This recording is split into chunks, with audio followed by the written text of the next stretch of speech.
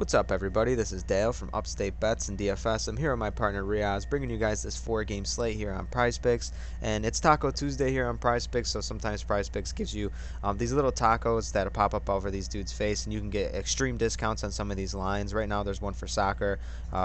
Literally don't know a thing about this, but this guy is down to half a goal now when he was originally his line was at one. So you get 50% discounts on all kinds of things. Last week it was Maxi and Kevin Durant and like two lines that you just couldn't fade, and they both hit.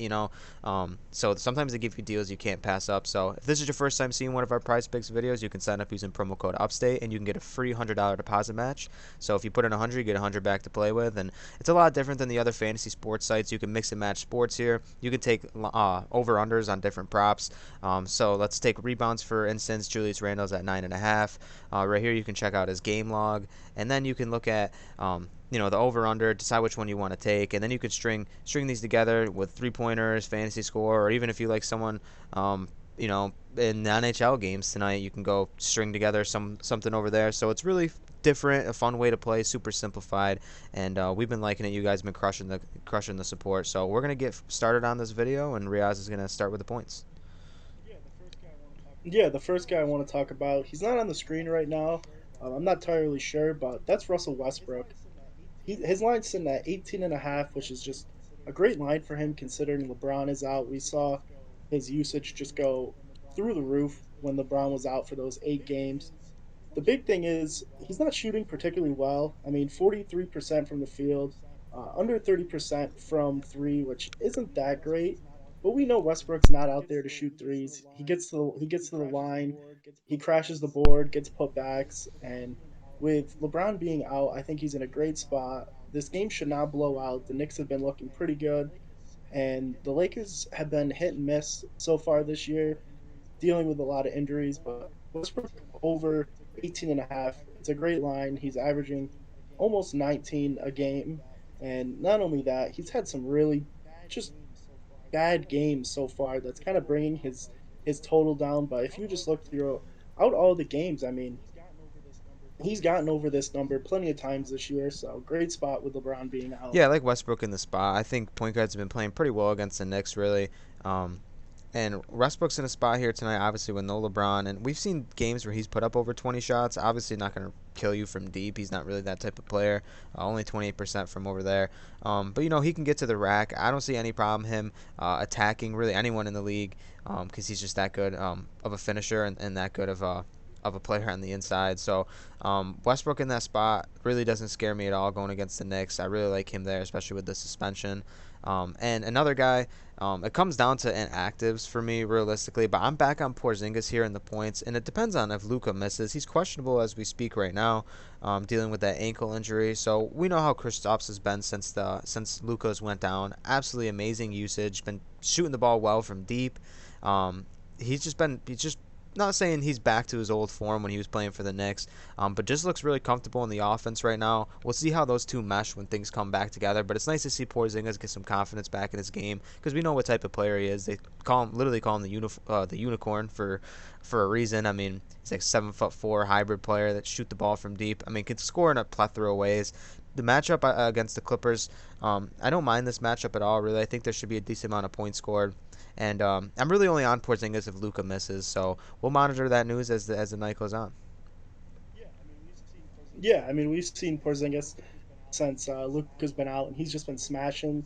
Even if you just look at his last 5 games, it's been unbelievable. He's been smashing this number every single time. So definitely, if Luka misses, he is definitely a guy to target. The last guy I want to talk about is Yusuf Nurkic. He's got a nice little matchup here against Denver. Joker's still questionable. I'm not sure if he's going to play or not. If he doesn't play, I love this spot even more. I hope that doesn't affect his line.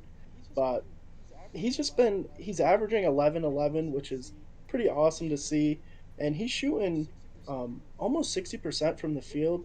The big thing with him is he doesn't really get that many shot attempts. I mean, there's some games where he's only shooting the ball 3 times, but he's getting to the line. Like even in the game against Houston, he had 12 points. He only shot the ball 3 times. He went 1 for 3, but he was 10 for 10 from the line, which is just awesome if he's getting that productivity from the line, getting to the foul line, getting fouls.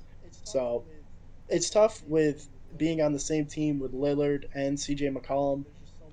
I mean, there's just not that many points to go around if they're both dropping 30. But 10.5 is a great line for him. And like I touched on, if Joker misses, I mean, he's in an awesome spot. And even if he plays, there's no reason why he shouldn't get to this 10 and a I like half. Nurkic a lot if Jokic misses for sure. It seems like in these games, his biggest problem is the minutes. You know, I mean, sometimes when he does play, he doesn't put up a lot of shots either, which is obviously very concerning because you got to shoot to score. But some games, it's unfortunate. I feel like he should be playing upwards of 30 minutes. I feel like they're better as a team when he's out there. You know, I understand Lillard has been struggling, McCollum has been struggling, but he should put up more shots in this game for the offense to really turn around because he is a solid player, man. And I would like to see him get there tonight, and I definitely think he could in this matchup. And then we can, yeah. Well, Yeah, is there anyone else here you like, or you want to have the rebounds? no, we can Okay, have two yeah. There's rebounds. there's not much for me here. For me, like just on a four game, like I didn't want to punch in somebody that I wasn't extremely confident. I think Porzingis looks enticing as well. I think even with Luka coming back, if he does decide to play tonight, Porzingis is in a decent spot. But who do you like? Yeah, I do like Porzingis. If you even just look at his last just 7, 8 games, he's just been smashing this number. I mean, he's just been unbelievable with Luca being out, almost averaging a double double. So his line here is right at the number. So definitely like Porzingis here. The guy I really like is Anthony Davis. He's just grabbing a ton of boards this year. He is dealing with flu-like symptoms, so if he does miss, you just got to stay wary of the news. I'd probably plug this one in a little late. It is the 7 o'clock, 7:30 game, so that is good. But he's averaging 10.5 boards, almost 11, which is just awesome. And there's games where he's just grabbing 18, 13, 15 boards, but there is a lot of games where he's just not getting to this number, and that's why his line is where it's at. But Anthony Davis could grab 7, 8 boards just in the first half. I think he's got an awesome matchup against Julius Randle. Yeah, Randle's a big guy, but uh, he really hasn't been grabbing that many boards in his own right, Julius Randle. So I think Anthony Davis takes advantage of the more usage, the more run.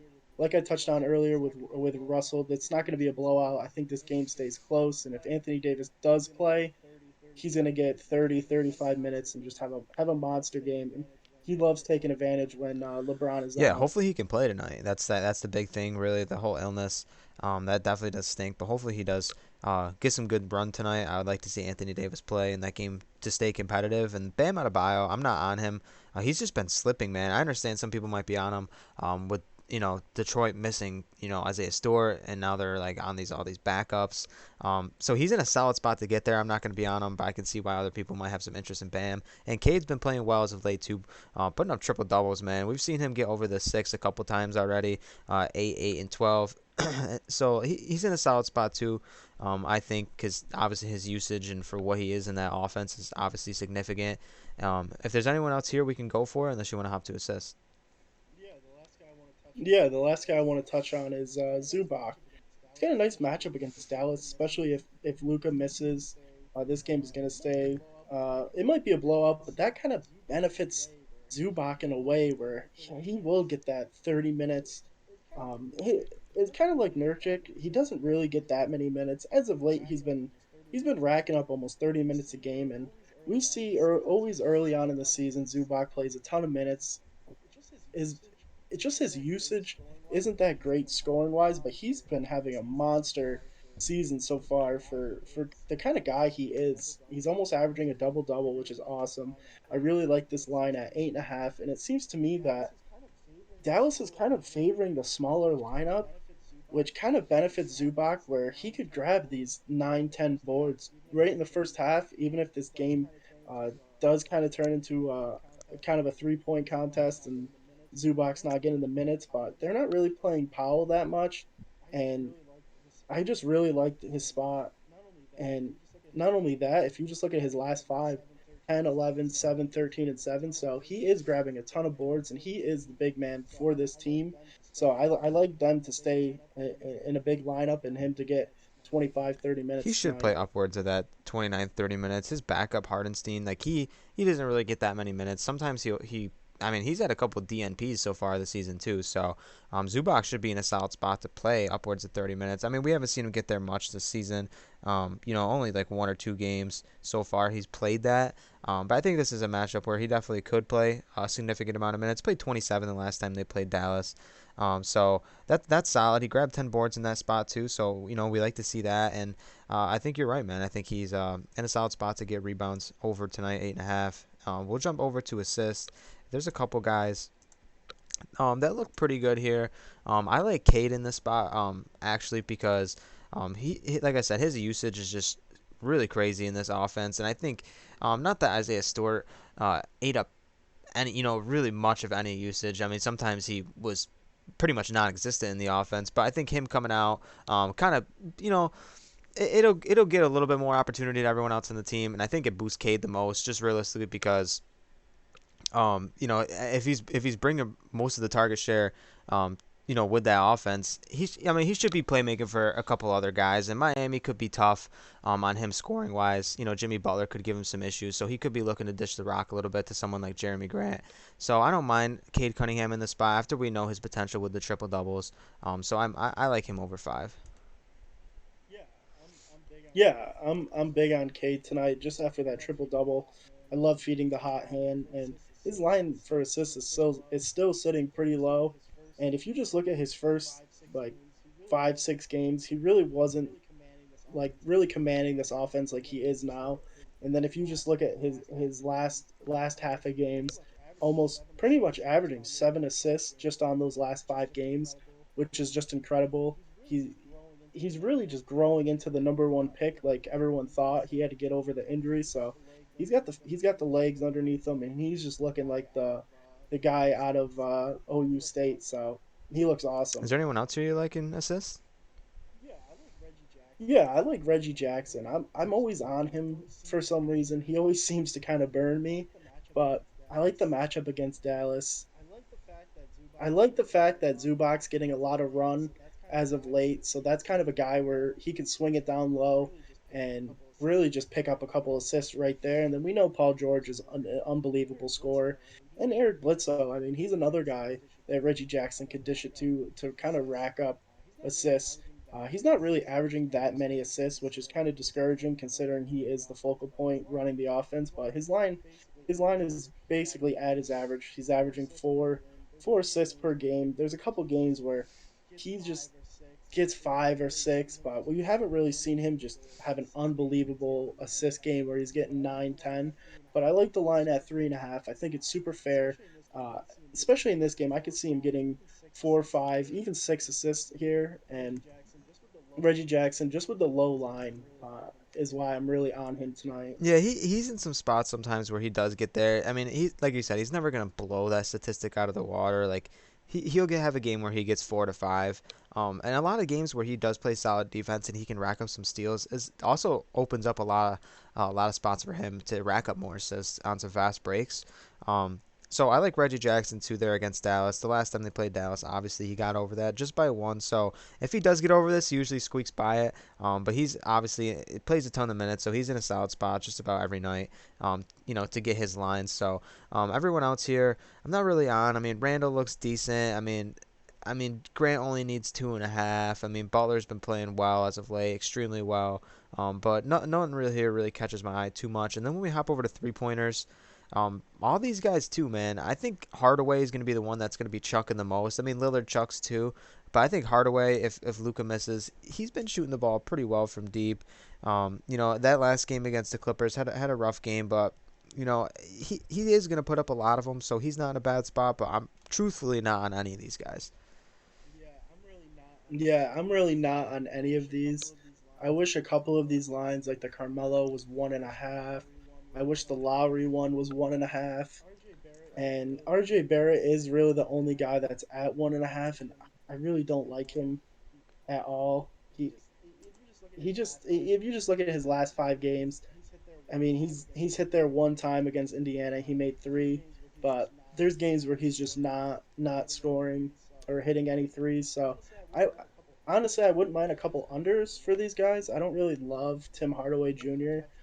Like you touched on, he does shoot a bunch of them, but for him to make three is very unlikely. He is only shooting 35% from three, which I mean it's not horrible, but the volume that he does shoot, he should be making just a couple more every game to get him around three. But and then Lillard's been struggling. Three just seems like a little too much. I mean he's streaking at this point in his last four, five, three, three, and four. But I really don't like anybody here. Yeah, I mean we're both in the same boat, like you said. The volume comes from Lillard and Hardaway, but the fact that they're not shooting great doesn't help their case at all, really. So we'll hop the fantasy score. Um, I'm on the same guy. I'm on Cade here. He's just playing so well as of late. He had that 50 point. Well, right here it's at 44, 48, just about 50 in the and two of the last five. So I really like Cade at 32.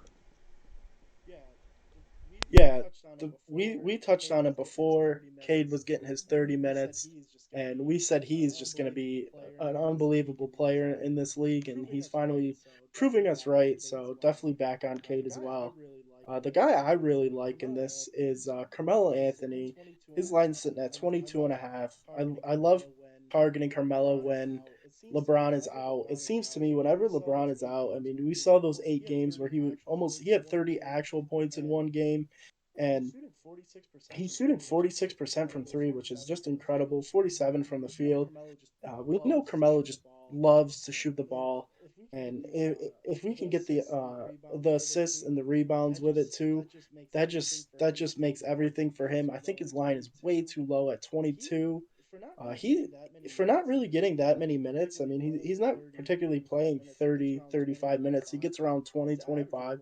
He's averaging almost 26 fantasy points per game, which is just awesome. So, like the matchup against the Knicks, Carmelo back at the Garden. I think he just has an unbelievable I game think tonight. narrative just kind of puts me on this line the most. Really, just Melo back in the Garden. I love that. Then you got LeBron missing. AD might miss too. So this is just an awesome spot for Melo. Punch this in early while you can. This one might creep up to 25, 26 maybe even. A couple guys lower. Um, Nothing really catch my eye. Brunson's been playing well when Luca misses, but he just gets there a lot of these. So it's right down to the wire. It gets a little scary when you take Brunson. Jackson, like I said, plays a bunch of minutes, so he's not bad. Bledsoe, he might burn you a couple games, like the 7 point game. Other than that, like he's a little score dependent in that category, but he has gotten there a majority of his games. So no one else here I'm really on. I like our two fantasy score picks, but you got someone else, Riaz?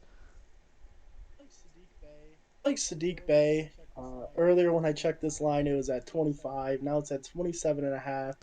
Um, I know it's only two and a half points more, but it is a little weary. I would have liked to got it at 25. I wish I plugged one in, but I still kind of like him at 27 and a half. We've seen a lot of games this year where he's just exploding for 30, 35 fantasy score.